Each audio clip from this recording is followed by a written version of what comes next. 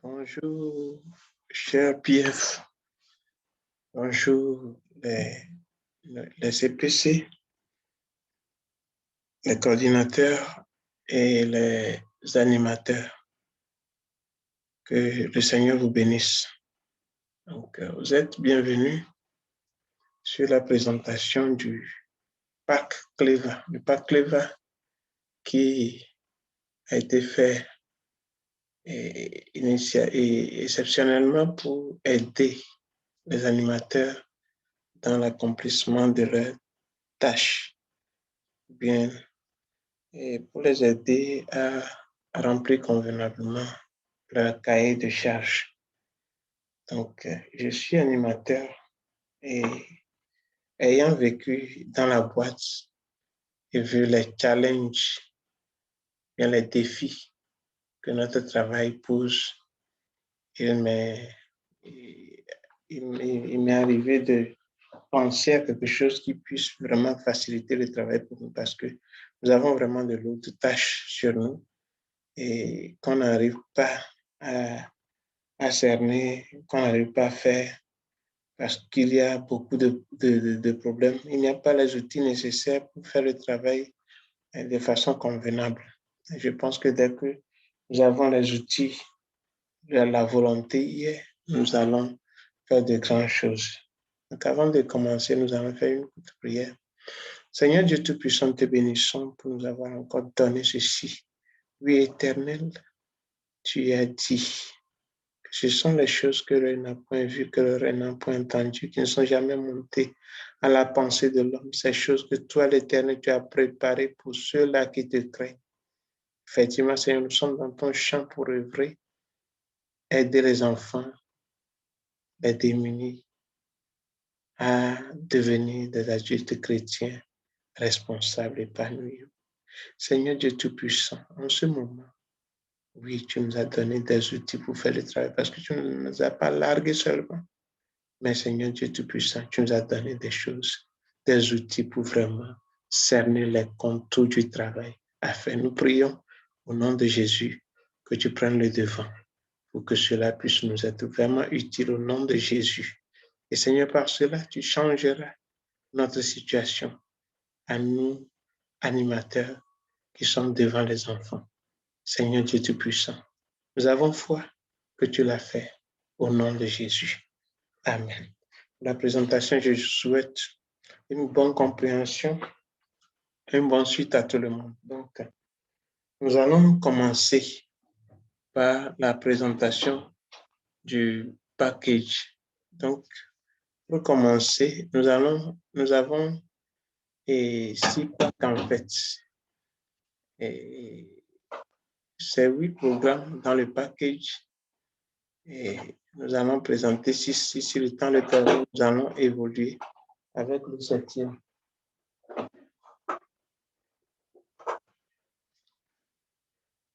Donc, tout à l'heure, je vais commencer avec le premier. Le premier concerne la répartition des bénéficiaires par classe. Donc, si nous prenons cette répartition des bénéficiaires par classe, je vais l'afficher à l'écran. Je vais partager. Voilà. Donc, pour la répartition des bénéficiaires par classe, nous allons voir la page d'accueil. Voilà. Donc, il y a premièrement la partie liste générale des bénéficiaires que nous allons remplir soigneusement. Donc, dès que nous remplissons la liste, en même temps, il y a l'âge des enfants qui s'affiche au fur et à mesure que nous entrons les dates de naissance. Et voilà. Donc, quand nous finissons d'entrer la liste classe automatiquement les enfants par classe d'âge. Donc, 3 à 5 ans première année, 3 à 5 ans deuxième année. Et le nombre est là. Et puis, jusqu'à la fin, jusqu'à 22 ans. Donc, vous allez voir la répartition garçon-fille et tout à l'heure. Dès que vous finissez de remplir la liste des bénéficiaires, vous avez ça. Donc, à partir de ça, nous pouvons migrer vers la répartition. Donc, j'ai une personne dans la classe et 3 à 5 ans, deuxième année. Donc, celui doit suivre le cours là-bas ou bien est-ce qu'il faut associer d'autres personnes? Donc, et c'est quelque chose à étudier. Et s'il faut que lui seul constitue une classe, voilà, on va dans la classe 1. Donc, avant d'aller dans la classe 1, nous traversons la répartition. Donc, au niveau de la répartition, vous allez voir le nombre total de bénéficiaires par tranche d'âge ici aussi. Et à partir de cela, vous pouvez classer les bénéficiaires. Vous avez jusqu'à 45 classes qui peuvent contenir chacune 30 enfants. Donc, au niveau de la classe 1, j'ai déjà un là-bas. Donc, je peux mettre 2. Voilà. Si je mets 2, nous allons voir ce qui se passe. Donc, quand je vais cliquer sur classe 1, vous allez voir les 2 bénéficiaires qui doivent être dans la classe 1 ici. Donc, quand je ressors, je vais toujours vers ici. Donc, je change au niveau de la classe 1. Au lieu de 2 personnes, je mets une personne. Donc, pour me convenir, vous allez voir que le seul bénéficiaire va apparaître là-bas. Donc, si je dis non, je veux au niveau de la classe 2. Normalement, ça fait 3. Donc, si je mets 3 personnes au niveau de la classe 2, je m'en vais cliquer sur la classe 2. Les 3 se retrouvent là-bas. Si je dis non, je vais associer encore d'autres personnes au niveau de la classe 2 toujours. Je viens au niveau de la classe 2. Je mets, par exemple, 5. Et les 5, quand je clique sur la classe 2, les 5 apparaissent automatiquement. Donc, ça nous évite de nous mortifier, de nous déranger avant de faire la classification. Donc, c'est la majeure partie de ce que ce pack-là fait. Donc, en plus de ça, il y a la fiche de présence. C'est-à-dire que quand vous allez finir de définir le nombre d'enfants par classe, vous allez vous retrouver immédiatement avec un certain nombre d'années d'enfants. Dans chaque classe, vous allez voir que pour la première classe, c'est une personne, c'était là-bas. Les 5 sont dans la deuxième classe. Comme ça, ces fiches-là sont à imprimer et à remettre aux enseignants. Donc, comme copie ou bien hard copy. Donc, avec ça, l'enseignant peut contrôler la présence et mettre les choses, et mettre le absent ou présent. Et comme ça, cela peut nous donner des renvois au niveau des rapports. Donc, au niveau des rapports de présence, voilà. Au niveau des rapports de présence, vous allez voir contrôle du nombre d'enfants absents de telle date à telle date. Donc, quand vous prenez une période, vous avez le nombre d'enfants qui sont absents. Maintenant, la tranche d'âge correspondante, c'est ça. Maintenant, le nombre d'absences. Le nombre d'absences diffère du nombre d'enfants absents parce que le nombre d'absences, un seul enfant peut s'absenter 2 fois. Alors que un, alors que dans la liste des absents, nous pouvons constater seulement une personne, mais les absences peuvent être plus nombreuses que le nombre d'absences. C'est ça. Donc, en fait, c'est les absences que les coordinateurs prennent en compte. Donc, pour les 4 semaines ou bien pour les 4 samedis ou bien pour les 5 samedis qui sont contenus dans le mois. Et voilà. Donc, c'est ça. Maintenant, nous allons migrer et on va sortir de cette partie-là. Donc, ça traite aussi de la liste des enseignants. Donc, il y a la fiche de présence des enseignants volontaires pour les suivis. Et la présence des cuisiniers pour les suivre également la répartition des bénéfices, c'est déjà fait. Mais donc, dans tout ça, il faut quand même, et nous allons à l'achat, quand nous aurons fait le contrat d'achat, nous avons à remplir la partie 7, c'est-à-dire les paramètres qu'on aura à paramétrer. À chaque fois que vous voulez générer un rapport, il y a début de période de rapport, fin de période de rapport. Donc, tout ça sera dans le tutoriel. Donc, dans le tutoriel, vous allez voir les informations détaillées de la manière dont il faut utiliser le programme, en fait. Donc, tout rapport qui est généré, le nombre d'absences, tout c'est donné en fonction de la période que nous avons spécifiée. Voilà. Donc, c'est fini pour le premier point. Nous allons retourner sur le second. Donc, le second, ça concerne la santé. Pour la santé des bénéficiaires. Donc, c'est ça que les agents de santé utilisent. En fait, comme à l'accoutumée, il faut la liste des bénéficiaires, c'est ça, la liste des bénéficiaires. Donc, ça affiche en même temps le nombre de filles, le nombre de garçons et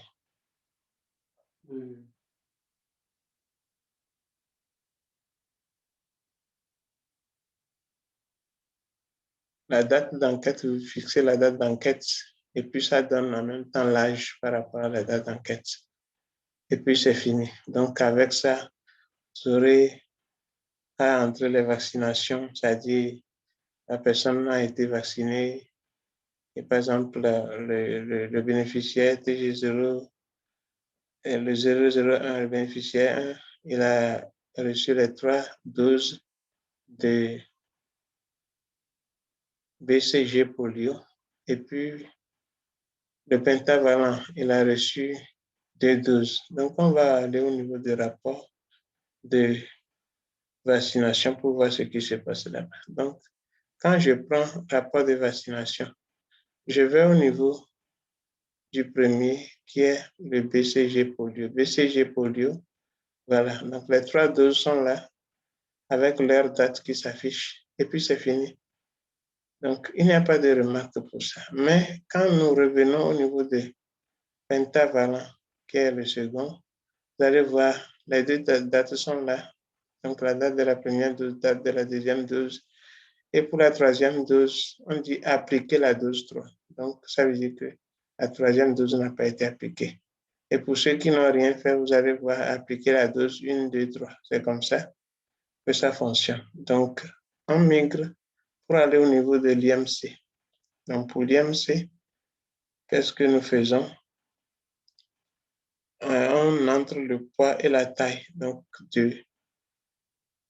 à partir de 0 année jusqu'à 22 ans. Donc, le poids et la taille. Et dès qu'on entre le poids et la taille, nous pouvons voir la courbe de l'IMC. Donc, actuellement, ça, c'est une fille. On dit sexe F. Donc, c'est une fille. Et ça s'affiche dans cette couleur-là. Mais quand nous changeons et nous retournons pour changer le bénéficiaire, le numéro du bénéficiaire, pour que ce soit un garçon. Donc, je crois que le TG, le premier enfant, est un garçon. Donc, quand on va là-bas, nous allons ressortir des paramètres, revenir au niveau de la courbe IMC. Vous allez voir que ça s'affiche en bleu. Donc, c'est comme ça, avec les courbes tracées. Et à base de tout ce que nous récoltons comme information, nous pouvons faire, c'est-à-dire récapitulatif individuel, IMC, c'est là-bas. Donc, tout poids, taille s'affiche ici, et les IMC. Donc, tout est récapitulé ici. Et ce récapitulatif permet de tracer la courbe IMC. Ce n'est pas à vous de le tracer, mais c'est automatique. Donc, c'est comme ça que ça fonctionne. Maintenant, on vient au cas de maladie. Les cas de maladie, voilà. Nom, prénom, date de naissance, tout.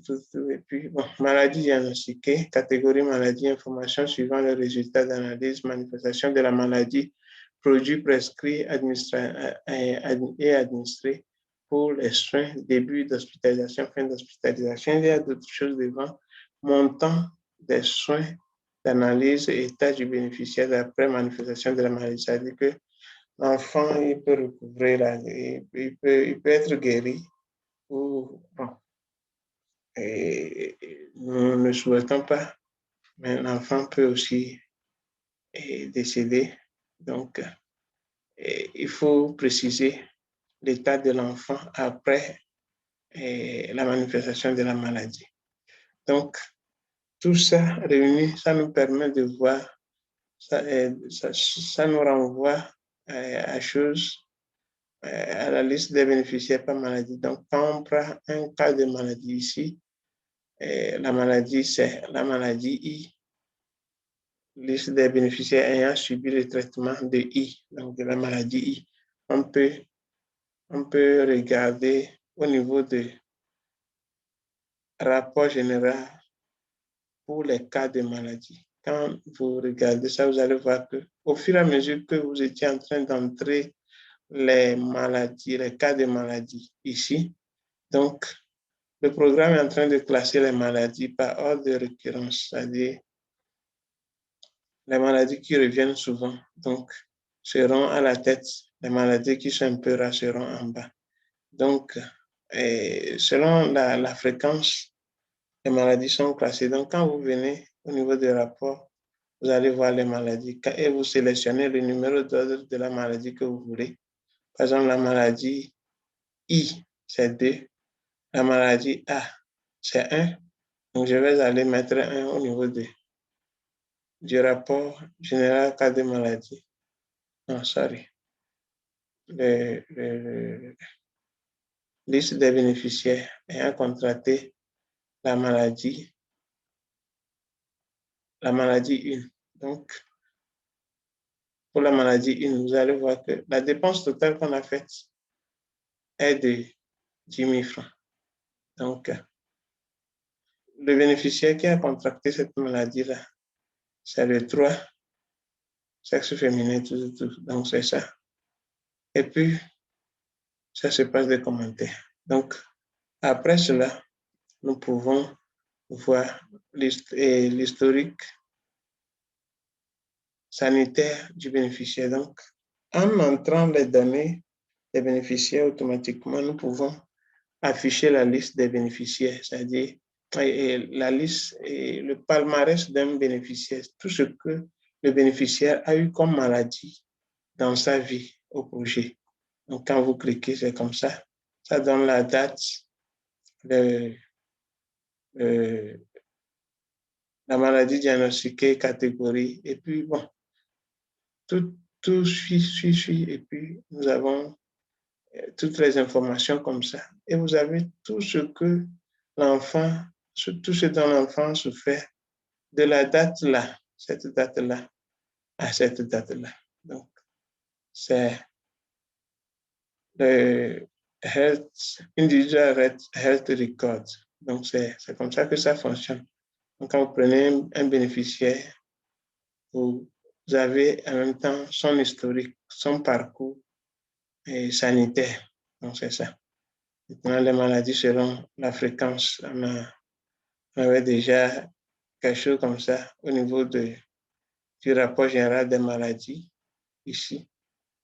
Donc, l'autre, c'est classé selon la fréquence. C'est ça. Donc, après ça, nous avons la sensibilisation. La sensibilisation, ça traite. Donc, vous avez le domaine d'orientation de la sensibilisation, le thème alimentaire, facilitateur, tout.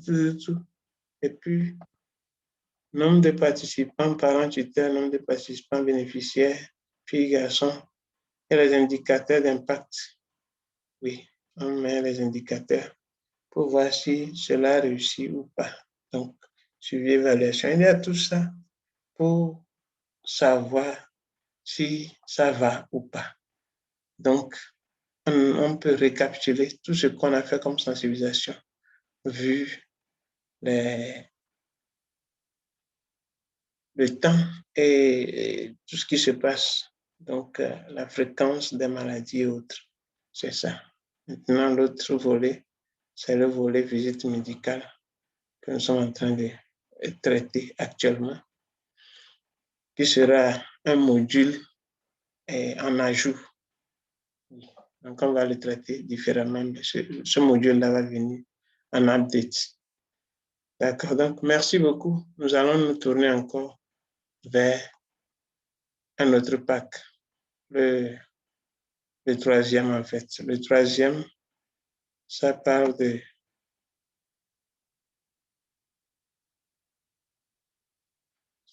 quoi? Ça parle des lettres. Donc, c'est pour les assistants. C'est pour les assistants et les assistantes. Donc, qu'est-ce qu'on fait? Donc, toujours il y a paramètres pour donner les données du CD, tout. Et maintenant, la liste des bénéficiaires s'ensuit. Donc, avec la liste des bénéficiaires, vous avez le nombre de filles, le nombre de garçons. Et on a les lettres. Donc, qu'est-ce qui se passe au niveau des lettres? Nous avons les lettres avec les dates d'expédition. Donc, il y a date d'expédition, date de réception. Donc, on en a jusqu'à 12 et date de réception, si on en a jusqu'à 12, avec la possibilité que le bénéficiaire peut avoir une lettre par mois. Donc, c'est dans cette perspective-là qu'on l'a créé pour que ça atteigne 12. Donc, dans les lettres, vous savez, les sponsors ont l'habitude de poser des questions auxquelles les enfants répondent. Et les enfants aussi posent des questions que les sponsors, auxquelles les sponsors doivent répondre. Donc, il y a question du sponsor, réponse du bénéficiaire. Donc, en sorte que, en fin de compte, que le programme peut nous afficher, le programme puisse nous afficher plutôt les bénéficiaires qui ont des questions auxquelles ils n'ont pas répondu. De la même façon, question du bénéficiaire et réponse du sponsor. Donc, il y a les questionnaires. Donc, vous mettez la date et la question que l'enfant a posée et puis c'est fini. Et dès qu'on aura répondu, il y a réponse devant. Voilà. Il y a la réponse devant. Donc, à R1 correspond, à Q1 correspond R1, à Q2 correspond R2. Et de tous les côtés. Donc, cela nous permet de savoir s'il y a des questions posées auxquelles on n'a pas donné de réponse, qu'on puisse suivre exactement le cours des choses. Maintenant, il y a les gifts. Donc, pour suivre les gifts, il y a le récapitulatif des informations. Et au niveau du récapitulatif des informations, vous allez voir ce qui se passe. Donc, en faisant les entrées de l'autre côté, ce qui se passe, c'est que vous avez nombre de bénéficiaires devant envoyer des lettres. Ça, nombre de bénéficiaires n'ayant pas reçu de lettres. Nombre de lettres de sponsors comportant des questions à répondre. Nombre de bénéficiaires devant répondre aux questions. Nombre de lettres de bénéficiaires comportant des questions à répondre. Nombre de bénéficiaires n'ayant pas eu de visite scolaire. Nombre de bénéficiaires n'ayant pas bénéficié de suivi suite aux recommandations de visite scolaire. Nombre de bénéficiaires n'ayant pas eu de visite domiciliaire, nombre de bénéficiaires n'ayant pas bénéficié de suivi suite aux recommandations de visite domiciliaire, nombre de bénéficiaires n'ayant pas eu de visite pour cas de santé, nombre de bénéficiaires n'ayant pas bénéficié de suivi suite aux recommandations de visite pour cas de santé, nombre de bénéficiaires n'ayant pas eu d'autres visites, nombre de bénéficiaires n'ayant pas bénéficié de suivi aux recommandations, de suivi suite aux recommandations d'autres visites. Et ce sont les retours que nous pouvons avoir.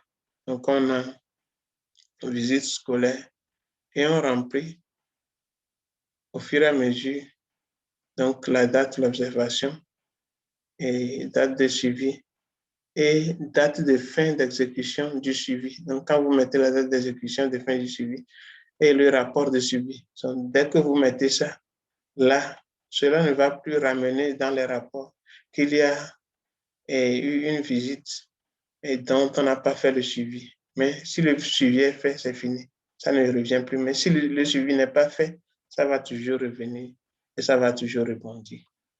OK. Donc, il y en a de même pour les visites domiciliaires, les visites pour raison de santé et autres visites. Donc, nous sommes en train de préparer la partie CDPA, donc, qui sera un module en ajout. Oui. Donc, dans les updates, nous allons avoir cela. Donc, nous allons migrer pour aller vers les fiches d'émargement. Les fiches d'émargement.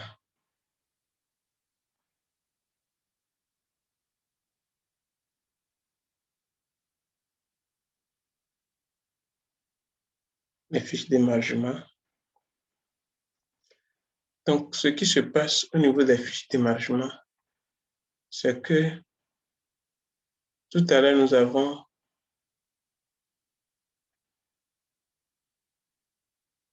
nous avons des fournitures scolaires, par exemple, à partager.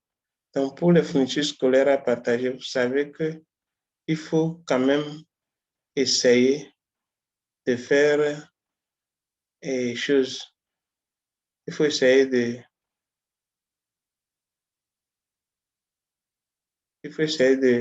paramétrer, c'est-à-dire il y a comment dirais-je,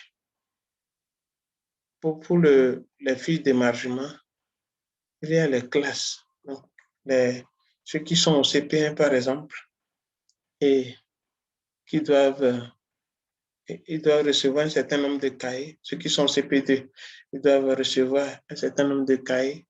Ceux qui sont au C1, 300 pages, 200 pages, tout ça. Donc, et on ne peut pas prendre, on est tenté de prendre au niveau de chaque enfant, une fiche au niveau de chaque enfant, une fiche, ce qui complique la tâche. Donc, pour aller plus simplement et tout droit, donc, ce qu'on fait, ce que nous avons établi ici, ça permet juste au niveau du paramétrage, vous avez les critères de distribution, soit l'âge, soit la classe au CD, soit le niveau d'études, soit le rang occupé, soit la localité, et les rubriques. Avec quoi? Avec les articles à distribuer. Donc, vous allez mettre les articles à distribuer. La mesure, ça dit que si c'est en kilo, si c'est en unité, si c'est en paquet, si c'est en sac, bon, vous mettez et puis le tour est joué. Donc, ici, faites entrer le critère de distribution. Donc, ici, si on veut satisfaire les 10 premiers, par exemple, c'est en fonction des rangs occupés qu'on va le faire.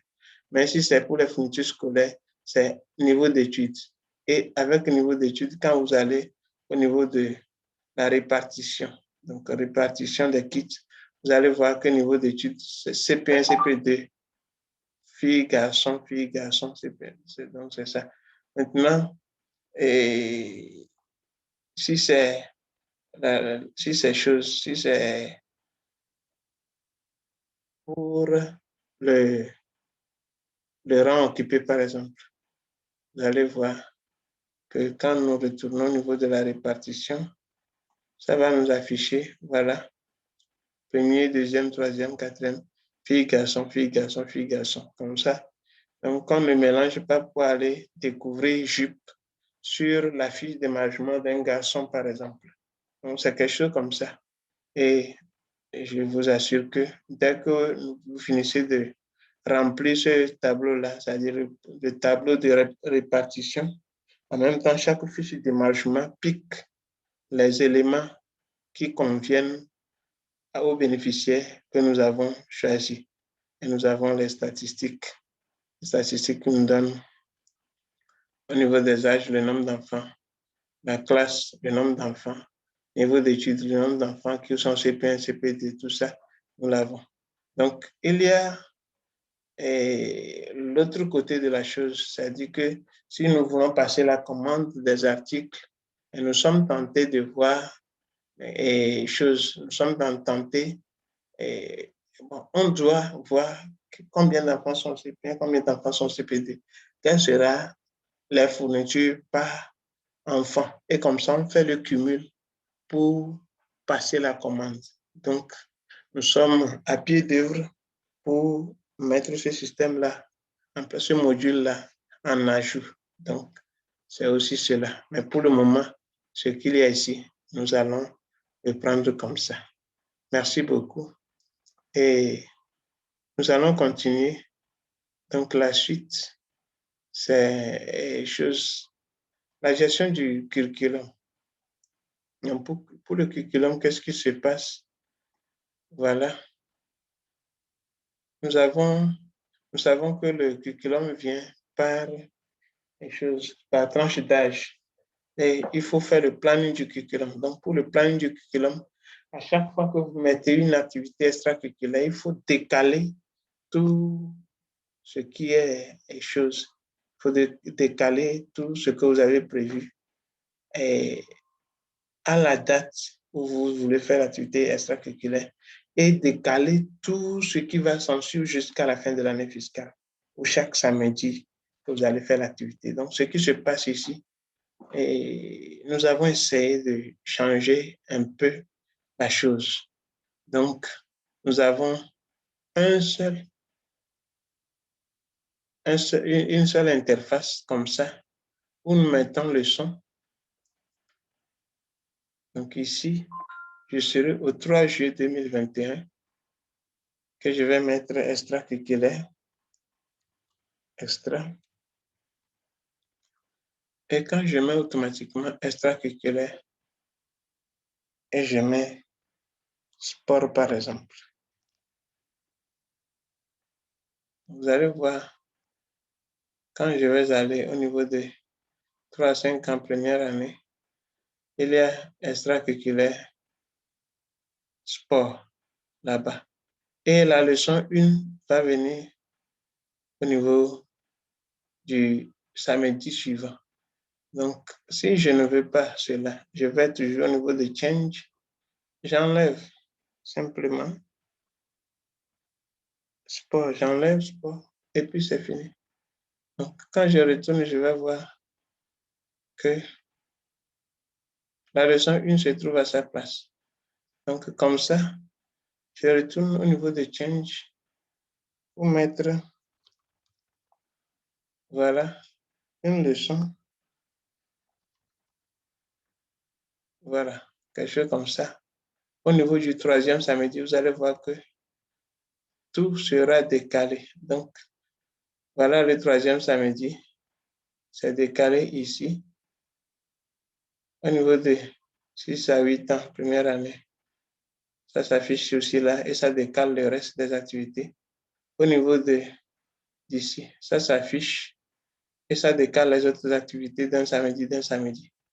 Donc, c'est comme ça que, avec un seul changement, vous vous retrouvez avec tout décalé normalement jusqu'à la fin de l'année fiscale et vous n'avez pas de problème.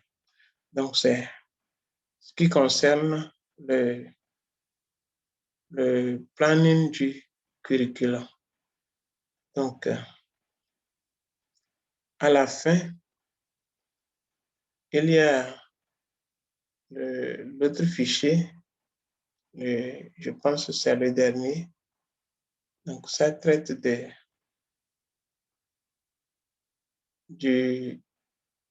la compatibilité, rapport financier, et de la compatibilité Word, Excel. C'est-à-dire que quand nous faisons le plan de partenaires et nous faisons le budget, donc avec le budget, quand je tape ici, par exemple, scolarité,